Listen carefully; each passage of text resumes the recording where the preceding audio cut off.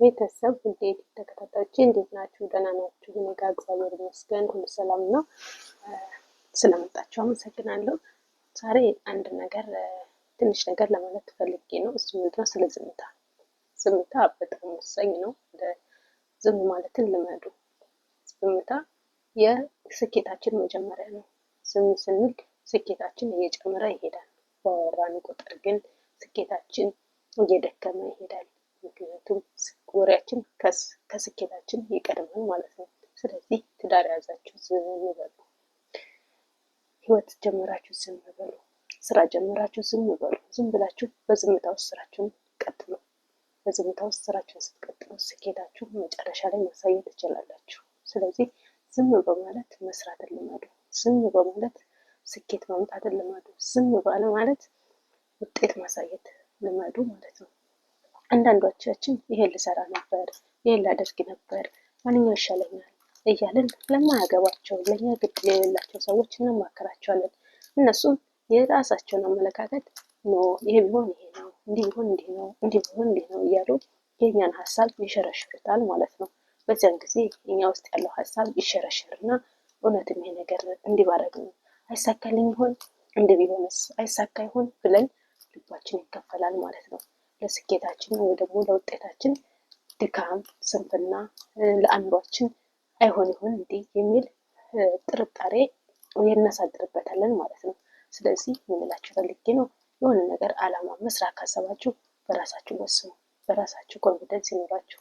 ራሳችሁን በራሳችሁ የማሸነፍ ራሳችሁን በራሳችሁ ውጤታችሁን ማሳየት፣ በራሳችሁ መቆም፣ በራሳችሁ ሁሉን ነገር ማድረግ እንደምትችሉ፣ የሰው ጥገኛ መሆን እንደማትፈልጉ ለራሳችሁ ለውስጣችሁ ንገሩት። ያኔ እናንተ ጠንካራ፣ ብርቱ፣ ነገሮችን ሁሉ አርቆ የሚያስብ በራስ መተማመናችሁ በጣም የበዛ የጠነከረ፣ ምንም ነገር ቢመጣባችሁ የማትወድቁ የማትሸነፉ፣ ለነገሮች፣ ለችግሮች፣ ለፈተናዎች ግድ የማትሰጡ ጠንካራ ልጆች ትሆናላችሁ ማለት ነው።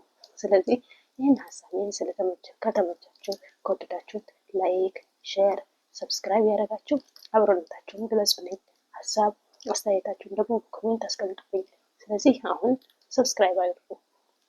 ለአንድ ደቂቃ ያህል ሰብስክራይብ አድርጉ፣ ኮሜንትም ስጡ፣ ላይክም አድርጉ። ስለምትከታተሉ አመሰግናለሁ። ወደ ሀሳቤ ልመለስ እና ለማንኛውም ነገር ዝምታ ጥሩ ነው። ዝም በሉ ስላችሁ ግን ከሰው ጋር ስትጫወቱ፣ ከሰው ጋር ስትኖሩ ወይ ደግሞ ማህበራዊ ኑሮ ላይ አይደለም ዝም በሉ ያልኩት። ስለራሳችሁ ስኬት ብቻ፣ ስለራሳችሁ እቅድ ብቻ እናንተ የምትፈልጉትን ለማሳካት ለመስራት፣ ወይ ደግሞ የሆነ ቢዝነስ ለመጀመር ስታስቡ፣ ወይ ደግሞ የሆነ ሪሌሽንሽፕ መግባት ስትፈልጉ ሶስተኛ ወገን አታስገቡ። ራሳችሁ በራሳችሁ ብቻ ወስኑ። ያ ማለት ራሳችሁ በራሳችሁ ከጀመራችሁት ያ ነገር ቢወድቅ ብትወድቁ እንኳን ባይሳካ እንኳን እናንተን አይ ይህን እኮ ጀምረህ ነበር ይህም አልተሳካልህም፣ አይ አንተ ስንቱን ነው የምትጀምረው፣ አይ አንቺ ደግሞ ስንቱን ነው የምትጀምረው፣ ይህን ጀምረሽ አልተሳካልሽም ተብለሽ በሞራልሽ ላይ የሚረማመድብሽ ሰው የለም። ኮንፊደንስሽ አይጠፋም። ምክንያቱም ለማንም አላማከርሽም፣ ለፈጣሪ ብቻ ነው። ፈጣሪ ያን ነገር ካሳካልሽ ከፈጣሪሽ ጋር የጠበቀ ግንኙነት ይኖርሻል። ሁሌም ከሱ ጎን፣ ሁሌም ከአንቺ ጎን እንዳለ፣ አንቺም ደግሞ ሁሌ እሱን እንደምትጠይቂ ከፈጣሪ ጋር ለየት ያለ ግንኙነት ሲኖርሽ ሀሳብሽ፣ ምኞትሽ፣ እቅድሽ ሁሉ ይሳካል ማለት ነው። ስለዚህ ዝምታ ምረጡ ያልኩት በማህበራዊ ኑሮ ወይ ደግሞ በሌላ ነገር ሳይሆን በራስሽ ህይወት ላይ፣ በምትፈልጊው ህይወት ላይ፣ በምታቅጂው ስራ ላይ፣ በህይወትሽ ላይ፣ በኑሮሽ ላይ፣ በትዳርሽ ላይ ዝም ብለሽ አሳኪ። እኔ እኮ አድርግሻለሁ፣ እኔ እኮ ሌላ ሀገር ልሄድ ነው፣ እኔ እኮ እንደዚህ ላደርግ ነው ብላችሁ ስለራሳችሁ ብዙም ማብራራት አይጠበቅባችሁም። ሆናችሁ አሳዩ። ካረገዛችሁ ወልዳችሁ አሳዩ። ከወለዳችሁ በደንብ አሳድጋችሁ አሳዩ። መሄድ ከፈለጋችሁ ደግሞ ከሄዳችሁ በኋላ አሳዩ። ያ ማለት ውጤቱን እንጂ ጅማሬያችሁን ለሰው አትናገሩ ለማለት ነው። ያም ማለት በጣም ድብቅ ሆኖ ሳይሆን በአደባባይ ሁሉን ነገር ማውራት፣ ለወደደን ሁሉ፣ ላወራን ሁሉ፣ ለተጫወተልን ሁሉ ምስጢራችንን ዝርግፍ አድርገን ማውራት አይጠበቅብንም ማለት ነው። ምክንያቱም ከአንቺ ጋር ልቅም አድርጎ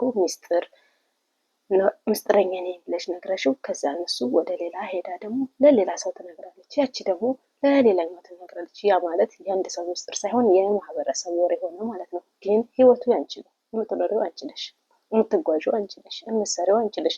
ታዲያ ለምን ሲባል የሌላ ሰው ወሬ አጀንዳ ትሆኛለሽ? እህቴ ከሰማሽ ወንድሜ የሚሰማኝ ካለ ኑሮ ከከበደህም ለፈጣሪ ጠይቀው። ኑሮ ደስ ካሰኘህም ከተሳካልህም ለፈጣሪ ንገረው። ሁሉን ነገር በፈጣሪያችሁ ላይ ተማመኑ። ሁሉንም መከራችሁንም ሀዘናችሁንም ደስታችሁንም ለእሱ አማክሩት። እሱ ደግሞ ሀዘን ከሆነ ደስታ ይጨምርላቸዋል፣ ደስታ ያደርግላቸዋል። ደስታም ከሆነ ደግሞ በደስታ ላይ ደስታ ይጨምርላቸዋል። ስለዚህ በጎደላችሁ ይሞላላቸዋል። ውድ የሀገሬ ልጆች ይህን ድምፅ የምትከታተሉ የወደዳችሁት ላይክ አድርጉልኝ፣ ሰብስክራይብ አድርጉልኝ፣ አበረታትኝ። ሀሳብ አስተያየት ካላችሁ በኮሜንት አስቀምጡልኝ። ለዛሬው ለዝምታ የያዝኩት ይሄን ነው። አንድ ሀሳብ ግን ልጨምርላችሁ፣ ተከታተሉኝ እና ሀሳብ የሚጨምርላችሁ ምንድን ነው? በአካባቢያችን ብዙዎቹ ካያችሁ ይሄ ጎበዝ የሆኑ ልጆች የት ይደርሳሉ? በጣም ጀንትል የሆኑ ልጆች የት ነው የሚደርሱት? እና ይህማ ማንም ሊቀድማቸው የለም፣ ማንም የሚያሸንፋቸው የለም ሲባሉ የትም ወድቀው አሰቡበት ሳይሳካው ቀርተው በመንገድ ላይ ስኬት ላይ ሳይደርሱ በመንገድ ላይ እየቀሩ አሉ። ግን ደግሞ ይሄ የትም አይደርስም፣ ይሄ በጣም ደካማ ነው፣ ይቺ ደካማ ናት፣ ምን እንዴት ሆና ልትኖር ነው የተባሉት ግን ባላሰቡት ሁኔታ ስኬት ማማ ላይ ሆነው የተለያየ ነገር ሰርተው በራሳቸው ቢዝነስ ከፍተው ማንም የማይነቀንቃቸው ልጆች ሆነው እናያቸዋለን። ያ ማለት ምንድን ነው? አብዛኛው ሰው የት ይደርሳል የተባለ ሰው መንገድ ላይ ሲቀር እና በጣም ደካማ ነው የተባለ ሰው ግን ህይወቱን ቀይሮ እናያለን። ያ ማለት ምንድን ነው? አንዳንዴ እኛ ባሰብነው ሳይሆን ፈጣሪ ባሰብነው ያኖረናል። ሰው ደግሞ ባደነቀን ቁጥር ወይ ደግሞ የት ትደርሳለች ባለን ቁጥር ያው ታውቁ የለ የሰይጣን አንዳንዴ በእኛ ውስጥ ይቀናል፣ በእኛ ስኬት ይቀናል፣ በእኛ ነገር በሰው ተመስሎ ብዙ ነገር ያደርጋል። ስለዚህ የት ይደርሳሉ የተባለች ልጆች ተሰናክለው ወድቀው ሀሳባቸውን ሳያሟሉ ስኬታቸው ላይ ሳይደርሱ ከመንገድ ቀርተው ስለምናይ ለዚህ ነው ዛሬ ዝምታን ምረጡ ልል የፈለኩት ማለት ነው። ብዙ ልጆች የታሰቡበት ሳይሆን አልታሰቡበት ተገኝተው ወይ እሱ እኮ እንደዚህ ነበር ድሮ፣ እሷ እኮ እንደዚህ ነበረች ድሮ፣ በጣም ጎበዝ ነበረች፣ በጣም ጎበዝ ነበር፣ ምን ነካው የሚል ለማህበረሰቡ መወያያ አጀንዳ ይሆናል ማለት ነው። ትዳራቸው እኮ በጣም ያማረ ነበረ ግን ፈረሰ ሲባል ሰምታችሁ አታውቁም? እንደነሱ እኮ ትዳር፣ እንደነሱ እኮ መተባበር፣ እንደነሱ እኮ ፍቅር የለም ነበር፣ ግን ምን እንደነካው አላውቅም ፈረሰ ሲባል እንሰማለን። ግን ደግሞ አንዳንዱ አሁን እነሱ ምን አላቸውና እንዴት ሊኖሩ ነው?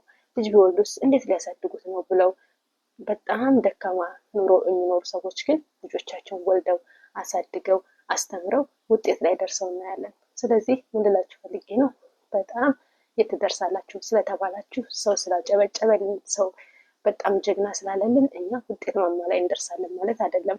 ግን አንቺ አይሳካልሽም፣ ትወድቂያለሽ፣ አንተ አይሳካልክም፣ ደካማ ነህ፣ ጠንካራ አይደለህም ስለተባለን ደግሞ ስኬታችን ላይ አንደርስም ማለት ነው። ዋናው ነገር ስኬታችን ላይ ለመድረስ የኛ የውስጣችን ብርታት፣ የውስጣችን ጥንካሬ፣ የውስጣችን ሀሳብ፣ የውስጣችን ኮንፊደንስ፣ በዚያም ላይ ደግሞ ከፈጣሪ ጋር ያለን ጥብቅ ግንኙነት ይወስነዋል ማለት ነው።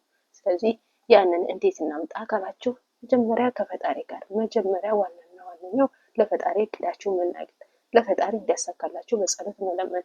ያን ጊዜ እሱ ከእርሱ የሚያሸንፍ የለምና ሁሉ መንገዳችሁ ይሳካል ማለት ነው። ግን ደግሞ በሰው ባማከራችሁት ቁጥር እንዳልኳችሁ ቅድም የተለያየ ሀሳብ ስትቀበሉ የአንዱ ሀሳብ ወደ አንዱ ከአንዱ ሀሳብ ወደ አንዱ ስለሚለይ በየትኛው ላይ መወሰን እንዳለባችሁ በየትኛው ላይ እርግጠኛ ሆናችሁ መስራት እንዳለባችሁ ግራ ስለምትጋቡ ለውሳኔ ለመወሰን ትንሽ ጊዜ ትፈጃላችሁ። ጊዜ በፈጃችሁ ጊዜ ደግሞ ታውቃላችሁ፣ አንዴ ዛሬ ስሜታዊ ሆነን የምናስበው ነገር ነገ ድካም፣ ወዲያው በስሜት ካልሰራን ካልጠነከርን፣ በቃ ብርታታችንን አዳብረን ወደ ስራ ካልገባን ድካም፣ ስንፍና ነገር ይጫነናል ማለት ነው። እና ውድ ሀገሬ ልጆች ስላዳመጣችሁን አመሰግናለሁ። ሁላችሁም በራሳችሁ ዝም ብላችሁ ውጤታችሁን ለማሳየት ሞክሩ። እከሌ ጓደኛዬ ነው፣ እከሌ ዘመዴ ናት፣ እከሌ ለእኔ ሰፖርት ታደርገኛለች፣ ለእኔ ትደግፈኛለች፣ እኔን ትወደኛለች፣ ለሷ ማማከራት ብላችሁ ራሳችሁ እርግጠኛ ሳትሆኑ በሰው ለመወሰን ማማከር ጥሩ ነው። አታማክሩ አይደለም፣ አማክሩ፣ ግን ውሳኔ እንዲወስኑላችሁ አታድርጉ። ተረዳችሁኝ? ውሳኔ እንዲወስኑላችሁ አታድርጉ። ውሳኔ ላይ ራሳችሁና ራሳችሁ መወሰን አለባችሁ። ግን ሀሳብ መቀበል ችግር የለውም፣ ሀሳብ መውሰድ ችግር የለውም። ውሳኔ ግን እናንተ የምትፈልጉትን መኖር የምትፈልጉትን ማድረግ የምትፈልጉትን በራሳችሁና በራሳችሁ ብቻ ወስኑ ብዬ አስተላልፋለሁ ማለት ነው። ስላዳመጣችሁ አመሰግናለሁ። ላይክ፣ ሼር፣ ሰብስክራይብ ያደረጋችሁ አብራችሁ ቆዩ።